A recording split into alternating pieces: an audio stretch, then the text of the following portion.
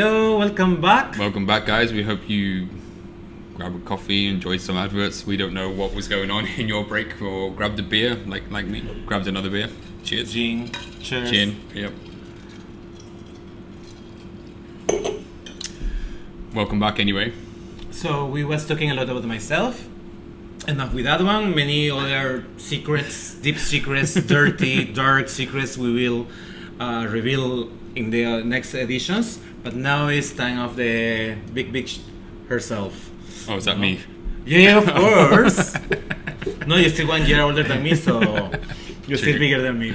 So I think we want to know from where are you, who you are really as a person, as a Simon, and then about your town, the food, and how you initiate all this love and passion for culinary, and how you ended in working in a Spanish restaurant, no? Because you're totally British. But yeah, let us know all the deep, dirty secrets, no? Details. No, there's nothing to tell, really. What do I say about myself from the UK? I think my life's quite boring, actually, so we'll probably find out as this goes on. I don't think so. I think it's much to say. I think I'm the most boring person I know. But anyway, from the southwest of England, born in a really small town that doesn't have a great love of food, really. We grew up by the seas. There's actually a lot of seafood there, which Hong Kong people will probably love, and Chinese people in general will probably love. I hated food growing up. I absolutely hated food. The worst thing for me was sitting down and eating a meal. I couldn't stand it. If my family took us out for a meal, for them that was the biggest struggle. Was like, okay, what can we feed Simon? Oh, really? Yeah. I hated food. But I got into being a chef. Was most people have this story like, oh, I learned from my gran, or I learned from my mom, or something. I don't really have my mom is an okay cook. She's not an amazing cook. I think, as you said with your mum, she's not an amazing cook, but at least she can fit in you. Yeah, like she has certain dishes that even I go home now, my mum's like, okay, what do you want? She cooks this like curried egg that's really nice. Her leek and potato soup is amazing, and she's really good at pastry as well. She's really good at cakes. That's nice. Yeah, but everything else is like typical British: overcooked vegetables, overcooked meats, and it's just like, I love it when you say overcook. Yeah, everything. It's like, okay, roast beef, how long do we cook it for? 5 hours? Yeah, that should do. Do you know what I mean? So it was that kind of thing. But for me, where I kind of like started to fall in love with it was at school. So in my school, we did a lesson like called home economics, which is cook. Well, it was different things, but like part of it was cooking as well, and that was where, like, I don't fit into an education system that well. It doesn't suit me, and I don't suit it. I'm not like good at forced learning, but this is one where you could kind of be creative, and I constantly got like really good comments and good marks. And when we were actually cooking things, it was like, oh, okay, I don't know. It was simple things like apple pies or something like that. And it's like, oh, actually, this one, you're really, really good at this. Yeah. So that was kind of where I would kind of start to fall in love with cooking. And then I remember I would take it home, and mum was like, oh yeah, actually this is really good. And she suggested, why don't you become a baker? And I was like, oh, okay, yeah, maybe. So I kind of researched it a little bit, and then I saw like the hours, and I'm like, I'm not going to become a baker. I'm not getting up at 2 o'clock in the morning to start making bread. I was like, I like my sleep. So we'd have like careers advice at school as well. So they like give me a lot of options, and kind of like a chef is what I wanted to be from then on, I think. So from around the age of 13, I'd say I wanted to be a chef. Wow. Yeah. This is a big young discovery, because I think most of the people like happening to me, like I was recently take the decision when I was 17, no 18. But in your case 30, it's really young age. Yeah, I remember. It might be, probably around 13, I would say. Might be a little bit younger, but I think 13. So I remember the classes and everything was really good. I enjoyed it. What was more that like you have the what is starting to engage you with this one, like the cooking system, or basically the fact that you was cutting numbers because you said it was part of the economy families, something? Yeah, like I think it was that I was given freedom to kind of like, okay, so in maths and English you learn like, okay, 1 + 1 is 2, and you're just told and you copy and paste. But in cooking it's like, well, okay, this is the recipe, but if you make a mistake you need to figure out by yourself how you made the mistake or something like that. Or you could kind of have like some creative freedom in there and stuff like that, you know. So it was more of that kind of thing. I think that's kind of why I excelled in it a bit more than anything else, because it was just like, it wasn't forced learning. It was like, okay, it was something a bit more fun. It's like, oh, actually I kind of enjoy this. I'm not sat down, okay, we didn't have computers at school, but you're writing on a piece of paper. But I think that was more like, in terms of real world, is maths and English is an office job. If, you know, you're sat down and you just these days sat in front of a computer or just writing or copying off a blackboard or whatever, and it's just like, no, that wasn't for me. For you, maths, yeah, it was more like the fact that you was in classroom, you was in a different place, I think so, different environment, so you combine a little bit of everything, math plus the creativity that you have. I think you're using your brain in a different way, which I think resonates with me for some reason. So so even when I left school, so in the UK you could leave school at 16 at the time. So there's like 2 different options you can take. You can do like what you did, teaching. You can go to catering college, or you can we call it like an MVQ, where you do on the job training. And when I was at school, my careers advisor told me about these 2 options, and I was like, okay, the second option is for me. Go and do the MVQ, the modern apprenticeship, where you do all the same qualifications that you would do at catering college, but it's more hands-on. So you're not in a classroom style learning, you're actually in a restaurant environment learning. And that suits me a lot better, and I think I probably progressed a lot quicker than I ever would have done in catering college. No disrespect to catering colleges, for some people they work, for some people they don't. But for me personally, modern apprenticeship style, doing on-the-job training, doing the same paperwork that you would do at catering college, but I think I probably learned better that way. I think it was more like a real on time, no? Yeah, exactly. In real life. It is true what you say, because in culinary kitchens sometimes we don't have this stress up of the real life, no? So we're learning in a bubble, let's put it that way, because what we do is in between 2-3 people cooking 2-3 dishes in at least 45 minutes or 1 hour, it depends, with mise en place or without mise en place sauce. No, and then the fact that you say you know what's the regular student they like to be in classrooms. I think so that worked a lot for you. For me, definitely, like no disrespect to catering. I think in catering college has its advantages, but we would, like after 3-4 years of me doing on the job training, we had other like chefs come in from catering college and they're the same age as me, but in terms of real world kitchen, whether it comes down to like a busy service or something like that, right? Or you know, in catering college you cut all your julienne veg perfectly, but when you're feeding 200 people you don't have that time to do, you know. So it's kind of it has its pros and cons. Probably in catering college you will learn more wordings, you know. If someone said to you cut this in julienne, you'd probably know, because you would learn it a lot more than what I would learn it.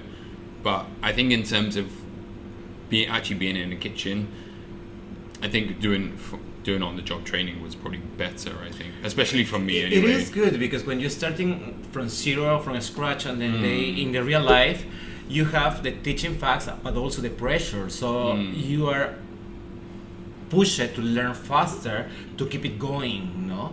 Because when you are in the culinary school you're learning with a little bit more time, no? And then you learning how to cut perfectly beautiful, nicely, but you have a little bit more time, and you think about it maybe for sure, 2-3 pieces or 1 kilo.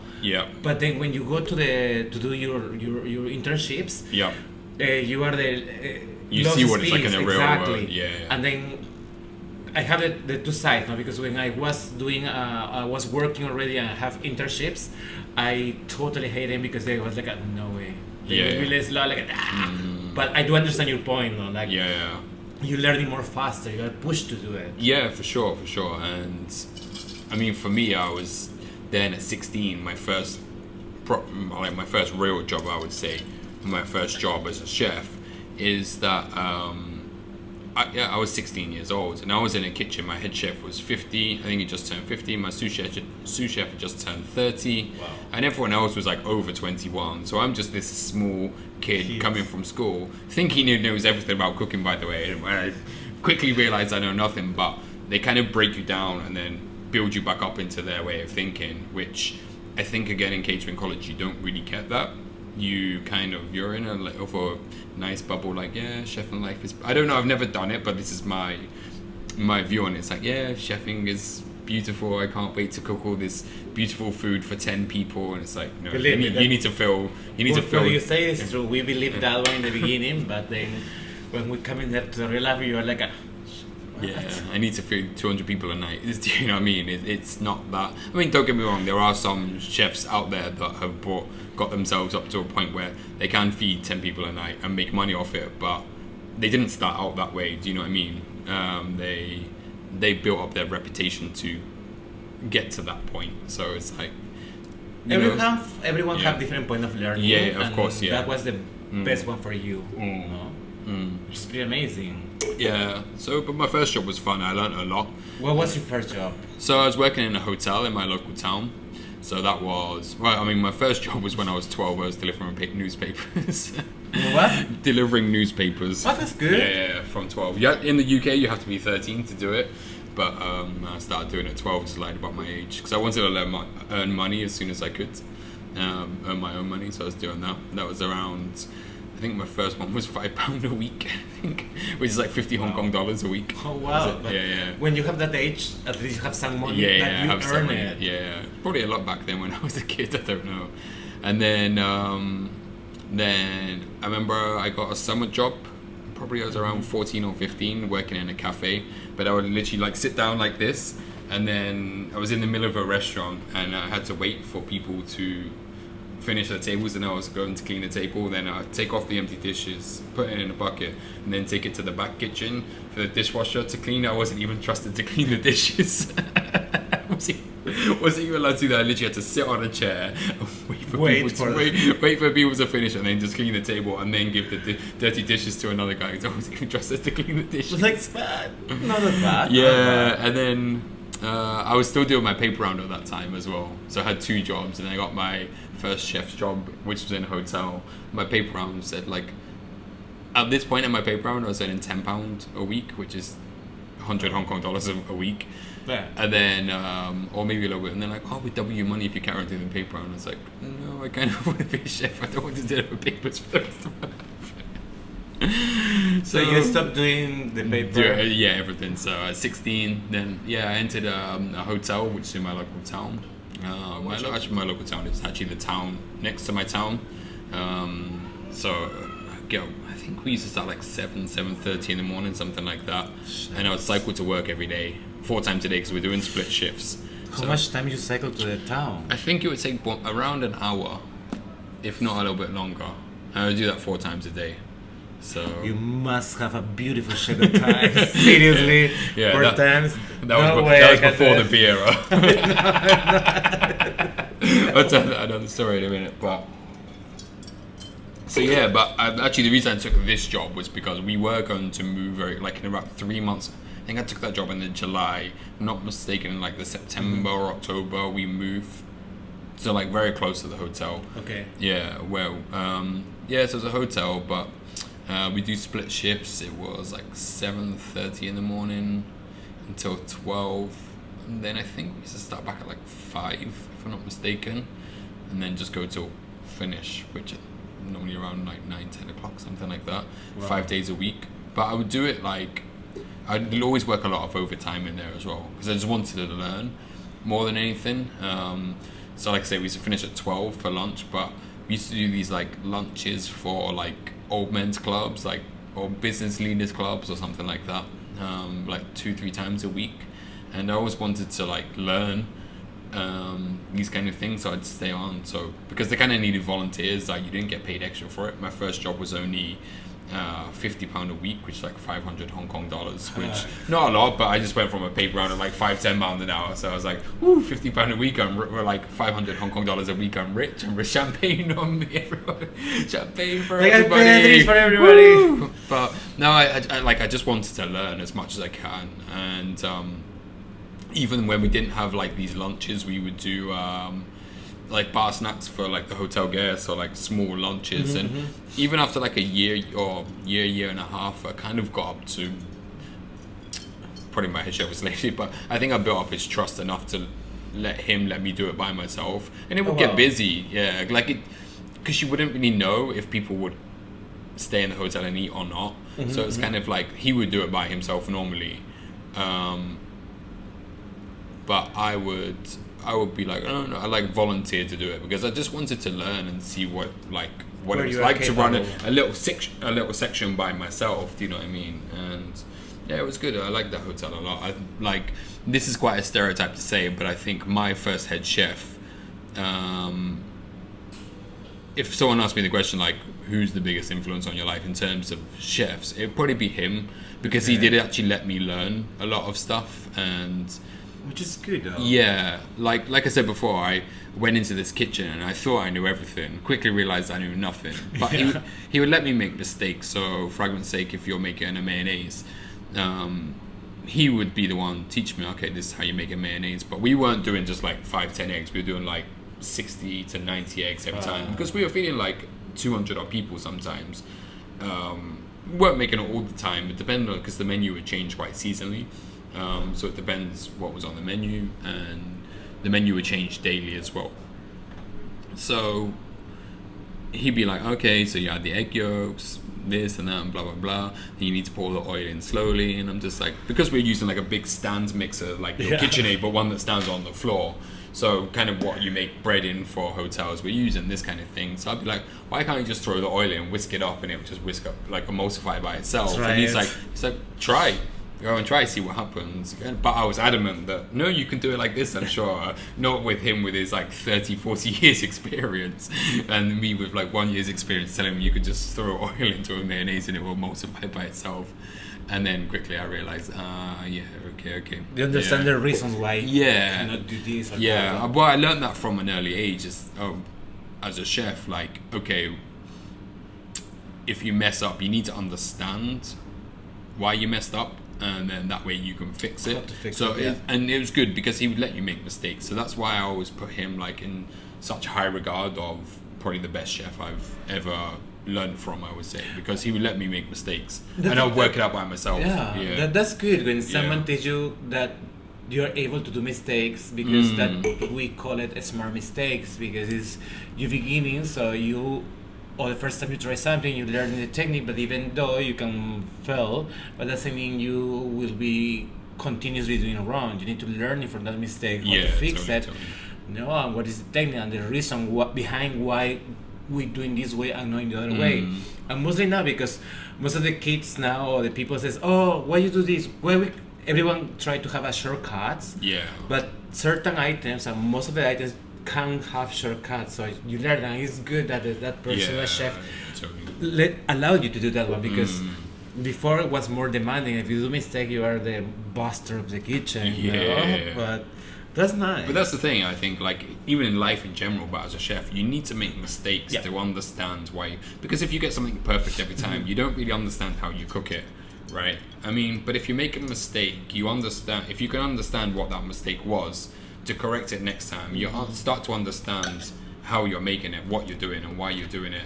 You know, like just a simple thing with mayonnaise, why you need to pour the oil in slowly to emulsify, otherwise it won't emulsify.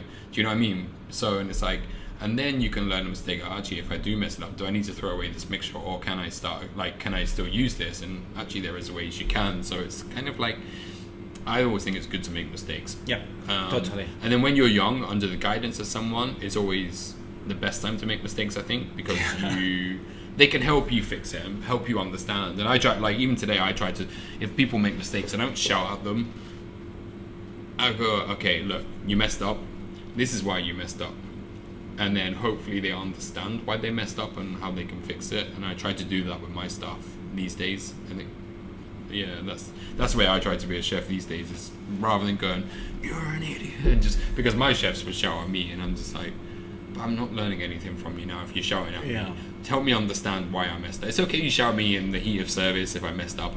If I run out of fish or something. If I'm on fish section and I run out of fish, and it's only 7:30, I understand you shout at me. But you know, if you mess up something, it's like, well, help me understand why I messed something up. Yeah, help me how to improve it or something like that. So I cannot make this mistake again. Do you know what I mean? So I understand what I'm doing every time. So I try to do that with my stuff, I think. So how you are as a chef now with your staff? You are like the kind of patience, no shouting, or you try to be nicer in the beginning, and then when it's time pass, like if they start making the same mistake like 5-6 times in a row every day, you're like, okay, enough now. I'll take you off this bit, or no, I'm joking. But yeah, like I don't think I've ever had a chef that's been like that. So because like I said, my very first head chef, he did have a side to him that was angry, but he also had a side to him that he would teach you as well. So I tried to take that bit from him. So yeah, because I remember in the kitchen we would have he had like his own office. Yeah. And then but it's kind of like in the kitchen, right next to the prep area for the main course. So if we had a bad service, we used to have like a big like plancha, but one where you have like a hole in the middle and the flame kind of comes out a little bit, and if you can take a bit more out, so like a big flame comes out. So if we had a bad service, he would throw white pepper on there, go in the office, lock it in there while we had to like clean everything down, and we'd just be coughing and dying in that whole kitchen. It's just like, oh. Fuck him. Yeah, but only if we had a bad service. Okay. And even the sous chef, he was really close with and good friends with, had to suffer with us as well, because we'd had a bad service, and it's like, for him it wasn't acceptable to have a bad service, to mess up I don't know if I was making profiteroles, which I messed up many a times when I was in pastry, which I'll get into later. Tell me when how was your first mess up? Okay, the thing I hate about pastry is that you don't know you've messed up until you've cooked it. Yes. Like, true. Okay, if you're making a soup or a fish, you know it's overcooked, you can see it's overcooked. Okay, throw away, I can start again, or whatever, or I can do something, whatever. Or if you make a bechamel and it's too salty, you know, okay, I messed it up. I can make another bechamel, add it to it, and then it will take out the salt. Okay, exactly. I have double the volume, but I can use it somewhere. I can freeze. I can do something with it, right? But the thing with pastry is you don't know it's messed up until you have the final product, and it takes hours to do as well. It's not just a simple thing. So I remember like we make profiteroles, and again going back to the whole shortcuts thing, like I did with the mayonnaise. You can't make shortcuts, and it's like, okay, so you put it in, but again, we were doing like 200 odd people. We were serving like 300, if people were having profiteroles, they wouldn't just have one piece, they'd have like 4 or 5 pieces each. So you're making like 1,000 of profiteroles at a time sometimes. And then, so you make them, and you do your mix, and if you're making a massive mix for 1,000 people, you're like, I can't be bothered with this anymore. You're like, okay, I just throw the eggs in a lot quicker rather than letting them mix around properly. And it's like, so then you pipe it all out on your tray, you put it in the oven, turn it on for half an hour or whatever it is, and you open the door and they've all collapsed, and you're like, for fuck's sake. Because you've not aerated it enough or whatever, and you're like, oh. Yeah. Like you throw everything and it's fine. It looks fine. The mixture looks fine. Okay, let me put it back to back. Okay, it's a little bit sticky, but it should be okay. Pipe it, put it in the oven, or you made a perfect mix. You put it in the oven, you forgot to turn the fan down so it all blows everywhere, and you're like, oh, what's going on? Yeah, that's the funny thing. You learn that the heat's too high, or you're like, oh, why did I not check? I've just made 1,000 profiteroles. Why did I not check the heat? But when you're like 17, you're like, oh, you don't compute everything, right? And you need to make these mistakes, but at the time, they're the most frustrating mistakes in the world. And, I can imagine, because the stress, like if you come in the chef and they're like, where is my 1,000 profiteroles? You're like, 45 more minutes. The amount of times I told you we used to split shifts with the amount of times because I did pastry for 6 months. I got so frustrated with it, I asked my chef to take me out of there. Please, I need to get out. Yeah, so he had to put his son in pastry because his son worked there. He was one of the chefs, so he had to put his son in pastry. So I was like, please, I can't do this anymore. I'm not ready for it yet. And ever since then, I've as I told you, in high school, making apple pies was my good thing. The pastry was the bit. I got into a hotel and I'm like, oh, pastry, please get me off pastry. Mum's like, why didn't you become a baker? And I'm like, get me out of pastry. I want to make lasagnas or pasta or something. Totally. So I couldn't do it. I couldn't. I was like, oh, just take me out of here. So, but it was good. I was in that job for 4 years, and I learned a lot. And it's still. How long time you was there? 4 years. My 4 first. years. Yeah, 4 years. My first job. So. That's pretty intense because in 4 years you'll have the opportunity to learn a lot about the place. Yeah, it was a big kitchen. Areas. It was a big kitchen as well. So I moved around and. Which was your favorite area to work there? Like, because every chef have different skills or something that catch your attention more than you dedicate it. It depends on how you look at it. I mean, main course was the most fun bit, I think. But after a while, like a few chefs had left and come back, and some had left for good or whatever. So we had one. When I first got there, we had one chef that was in charge of. He was the breakfast chef. Yep. But he was also in charge of the vegetable section as well. Yeah. So he left and I took over his role. And I'm not saying like in terms of cooking that was the best fun, but that was good because it really taught me some responsibility. Yep. And so I think I enjoyed that, I would say, just because at such a young age, I felt at the time it's like a really, really big responsibility because they did quite a lot. And if you got all your work done, you'd go over and help out like the main course section as well. And so I enjoyed that. One thing is helping or be part of a team that someone is in charge, but other fact is when you are in charge of a section, that is your duty and responsibility face it to the chef if something is wrong because no was the production right or the guests complaining. So it's a bit more pressure. Yeah, and I was working I didn't mind it, but I was working long hours because you're doing breakfast, you're the first one in the kitchen in the morning. Yeah, of course.